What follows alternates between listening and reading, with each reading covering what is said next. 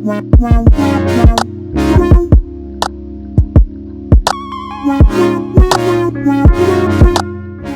we are in the heart of Mongkok. Mongkok is the district just north of Yalmate, where the Lengting Gym was, where we had our tour on Monday.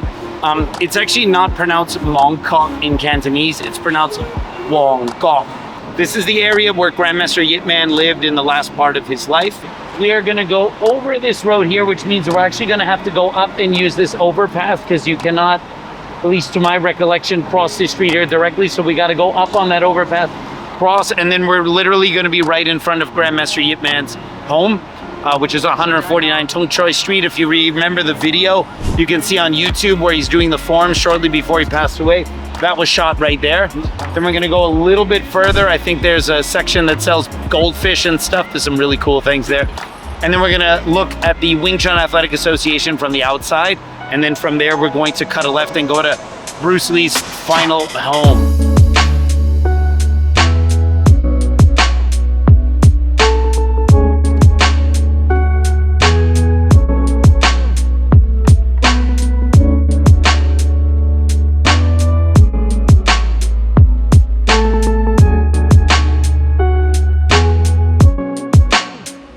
And the famous video of him on the wooden dummy was shot there on the 11th floor. The wooden dummy's still there. The place was, his son Yip Ching was still living there, but Yip Ching just passed away about 2 years ago.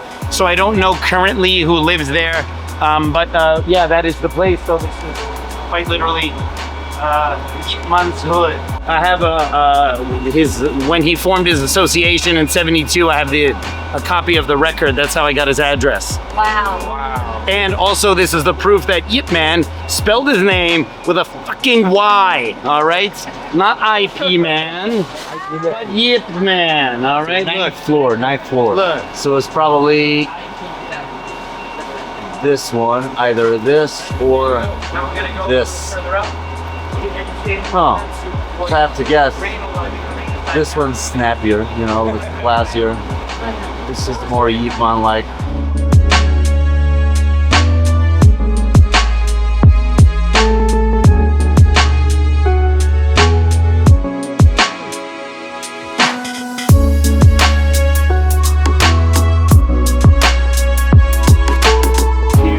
Goldfish and or goldfish related accessories, this is the street to go to. Why would I want goldfish accessories? Well, if you have goldfish, you need goldfish accessories, right? Oh, not to eat. Okay. No, not to eat, of course. Meaning for pets. Oh, okay. Who eats goldfish? Portugal, we eat it. Oh my God. I know. Dorado, no? No, that's not a goldfish. That Oh. goldfish is like a Nemo type of fish. Oh. Fancy goldfish.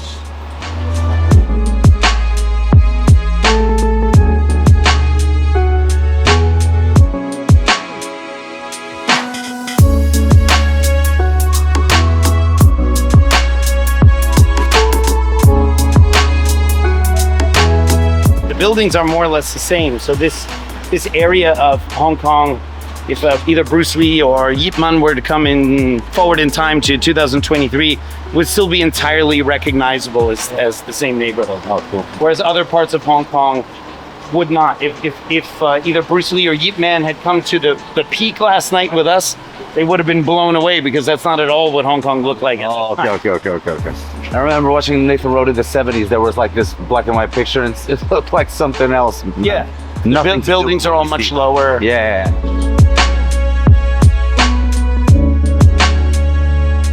Unfortunately, looks like they're doing some renovations on the building, so it's completely covered in scaffolding.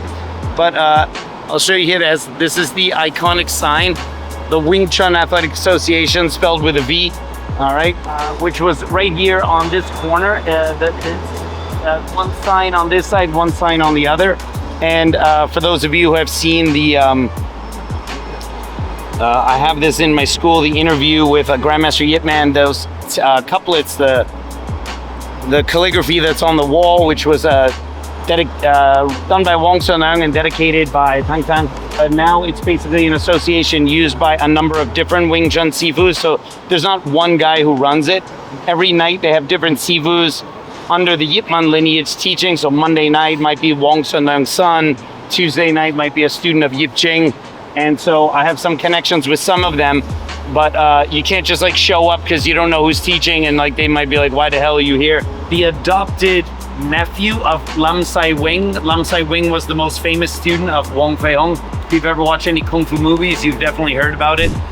Sammo Hung played Lam Sai Wing in the movie Magnificent Butcher, and the real Lam Sai Wing was Lam Jo Sivu.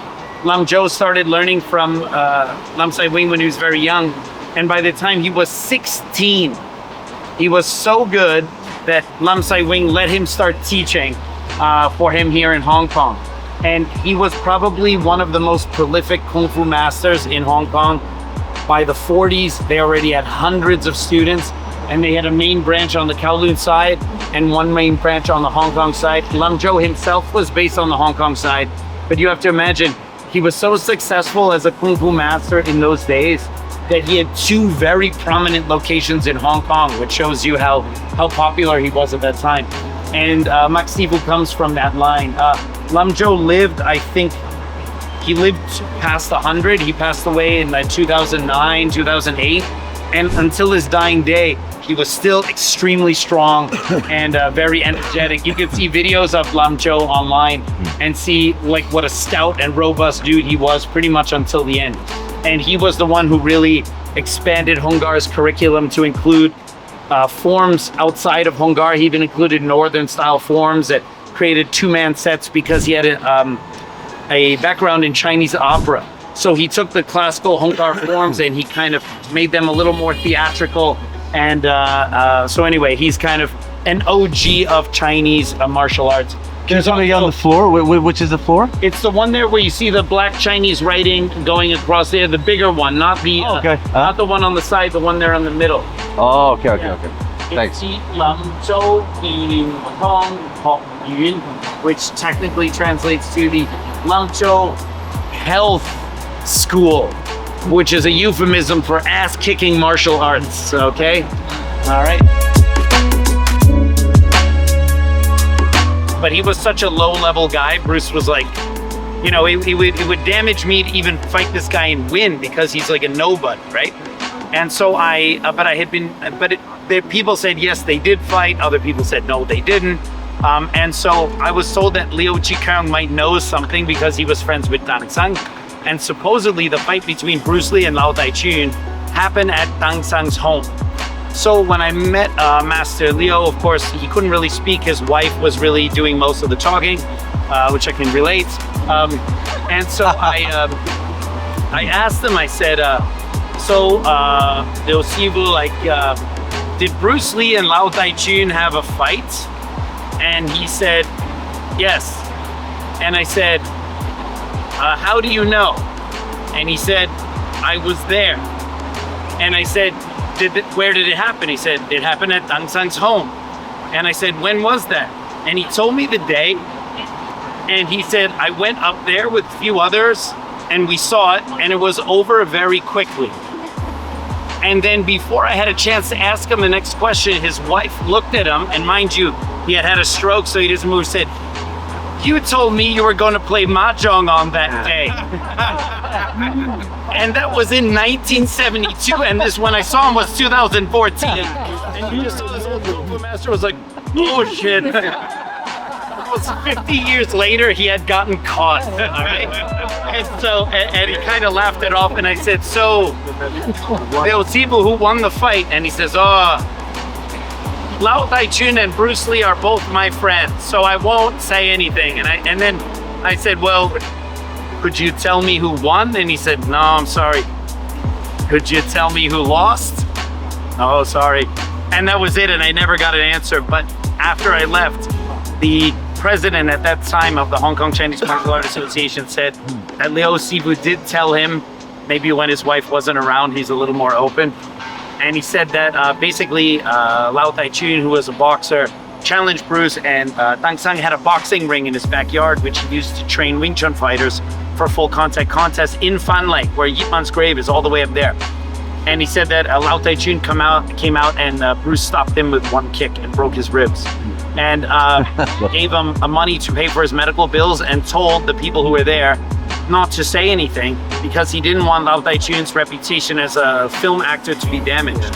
So the reason why not a lot of people know about that fight is because Bruce Lee didn't want him to lose face after he was defeated by Bruce. And that was not the first time such a story had happened, which is pretty crazy. So anyway, every time I'm in this area, of course, I don't know for sure, but I'm pretty sure Liu Siwu has since passed. But every time I'm here, I remember that day, and I remember that no matter how long, your wife will always catch you slipping and let you know.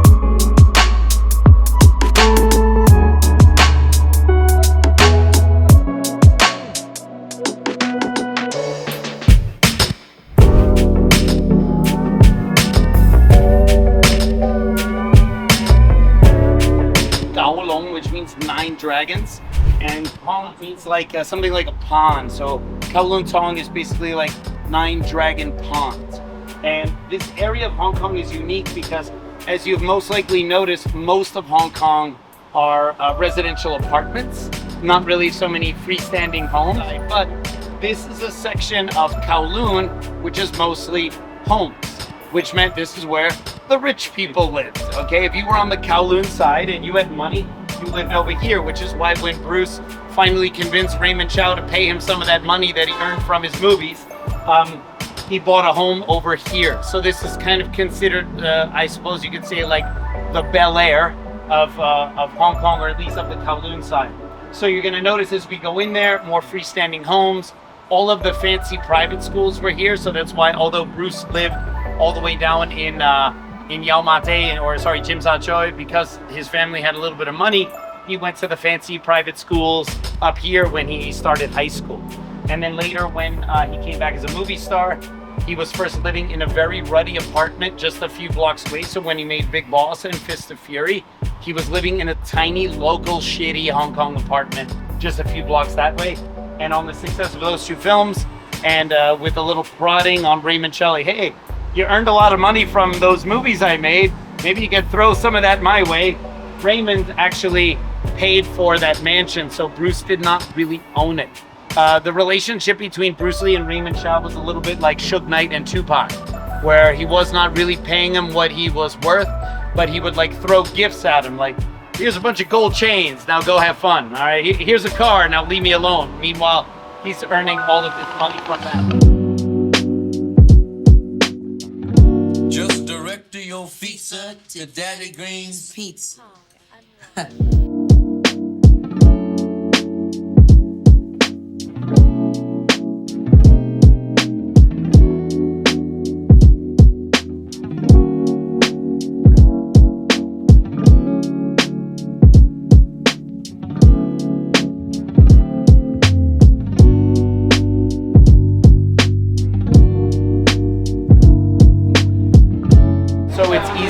For driving schools to teach the driving lessons here in this neighborhood, so you will see a lot of student drivers, so be very careful when crossing the streets. Have you ever been to his other apartment that you were talking about before? I've been in front of it. I mean, it's a very local Hong Kong style apartment. Because probably it is still the same that it was exactly the same. Exactly the same? Yeah, that's cool. Total typical small Hong Kong apartment. Wow.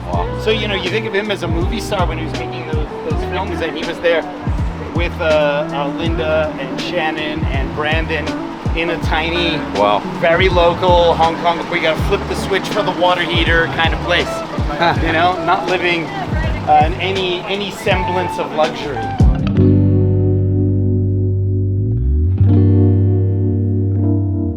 Of course, the house has changed quite a bit. It was recently demolished and rebuilt, but the new house that was rebuilt more or less on the same spot as the old one. It's still a 2-floor home. It's got the same structure, yeah. More or less. They changed the wall. So it the wall on the outside too, yeah. Oh, this is it? It's so different. This is it? Damn. Oh man, it's so different. Yeah, they changed it quite a bit. Wow. The house has been rebuilt. It's actually much nicer than it used to be. Oh, it's nothing like it was. This 11-room, 2-story villa with its small Japanese-style garden may not have turned heads in Hollywood, but for crowded Hong Kong, it was nothing short of a palace.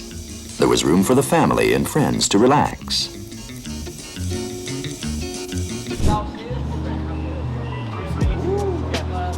Although it's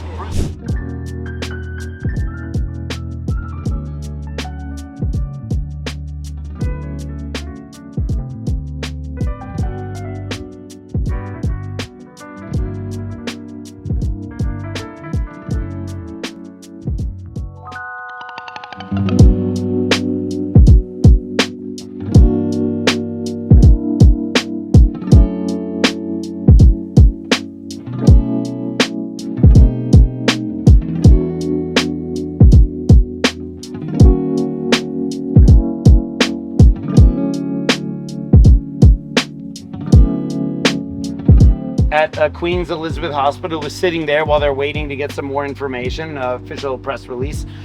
And that reporter decided to go for a little walk, and he went to the ambulance bay, and he saw a clipboard that had the list of where all the ambulances had gone and the addresses where they picked up whatever. And he kind of looked and saw that the ambulance that had picked up Bruce Lee did not pick him up at 41 Cumberland Road, but rather 70-something Beacon Hill Road. And they were like, isn't that the address of Betty Ting Pei?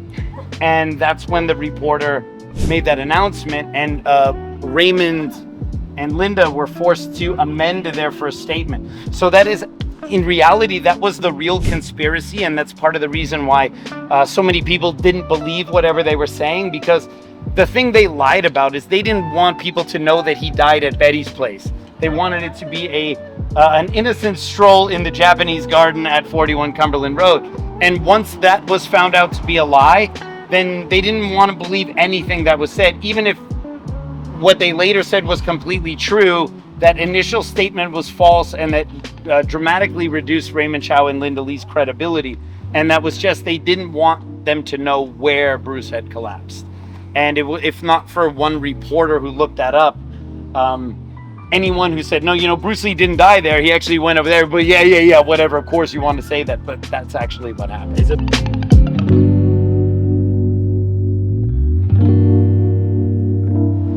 Fucking amazing. Yeah, amazing. I mean, I've never had an egg tart to compare, but they say if this is one of the best, and I don't know if it is or not, but it's pretty incredible. Thank you. Hi. Brun, agora vou dizer fuck tá quente. Yeah, you're gonna hate it, I know. This is really hot.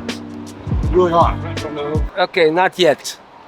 Wait, I'm pretty sure no Portuguese guy's gonna like this, probably not. because we have the best custard cake in the world. Apparently, that's not what I said, but Yeah.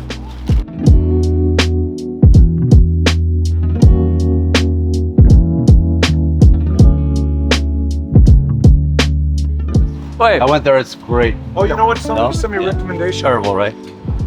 Is it terrible? no, it has nothing to do with ours. Yeah. Ours are much better. Yeah, but is it good though? We have to open our minds. You can eat. You have to be Yeah, it's good. It's good. be open. Be open. I'll be open-minded. So it's pretty terrible, right? I'm kidding.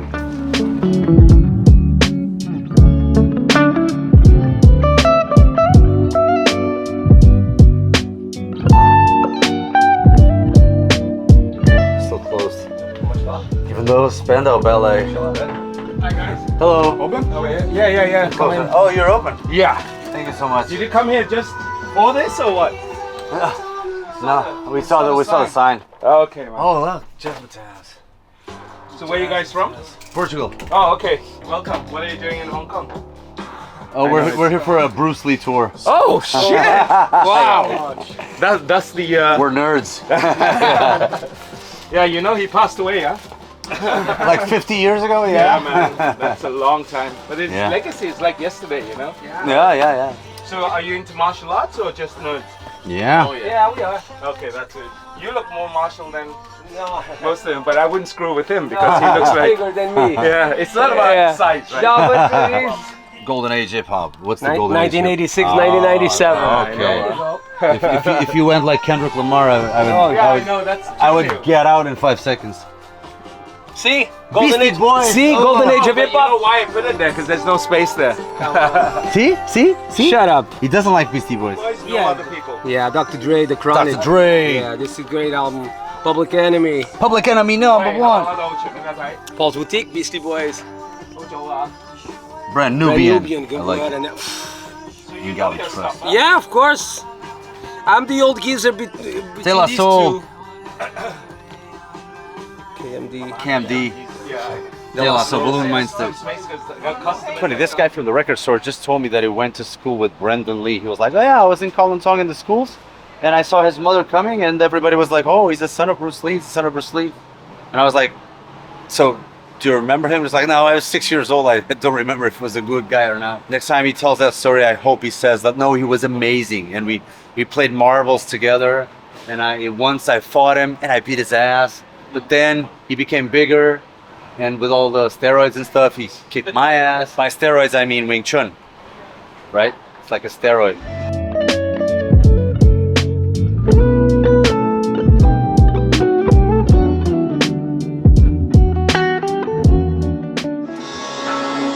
So here's Jim Kelly, too busy looking good. Originally this part was meant to be played by an American actor called Rodney Tarkington. And right before he was meant to fly to Hong Kong, he made the deathless error of telling producer Fred Weintraub, you're not paying me enough, you're exploiting me, I'm not going to do Enter the Dragon. This actually could be recut to be something of a gay love story. And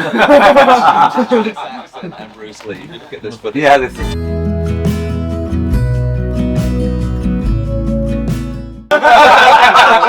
Thanks, I hate this. Come and see Get these girls away! And later, when it's time to fight, it's another nunchuck guy. So they replaced him. Now this guy coming up gets the drum solo from Inagata Davida.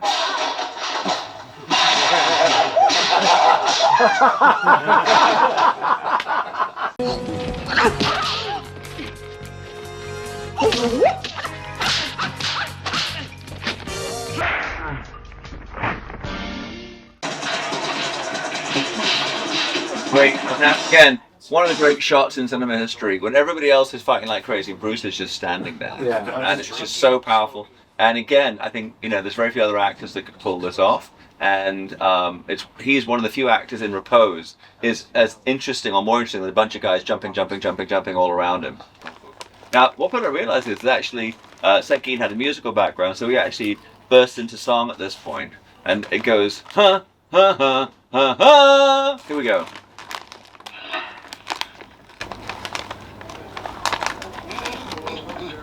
Here we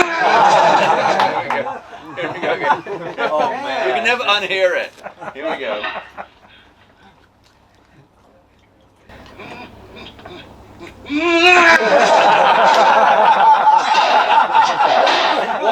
One more time. I'll get my voices.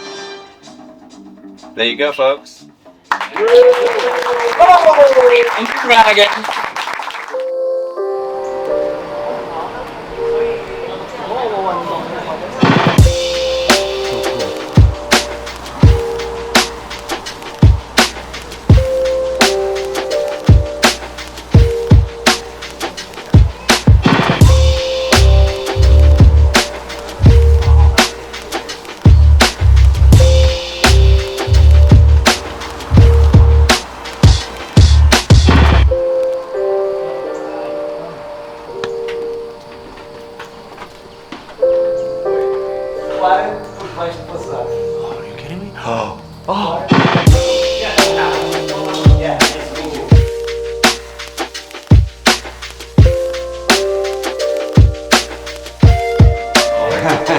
This is how we roll. That's how we roll.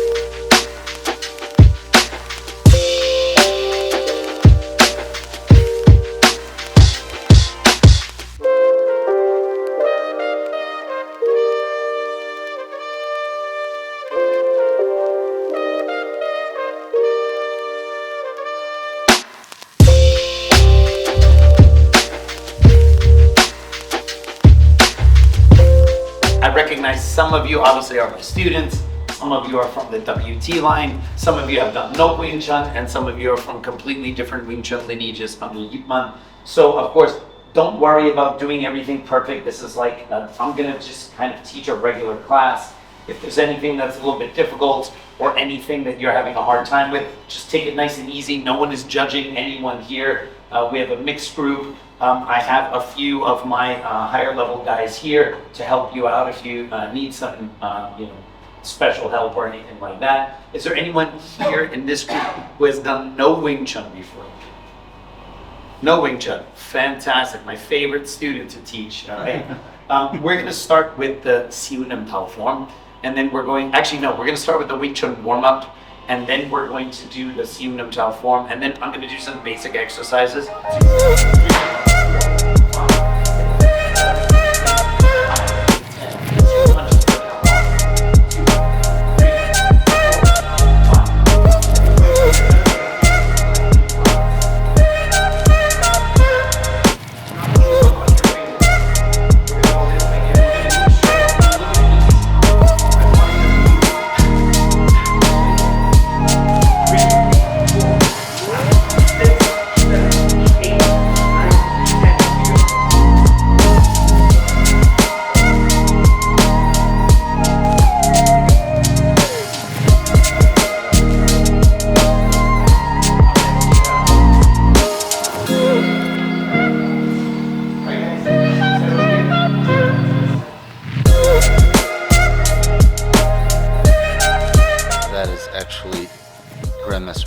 Chair.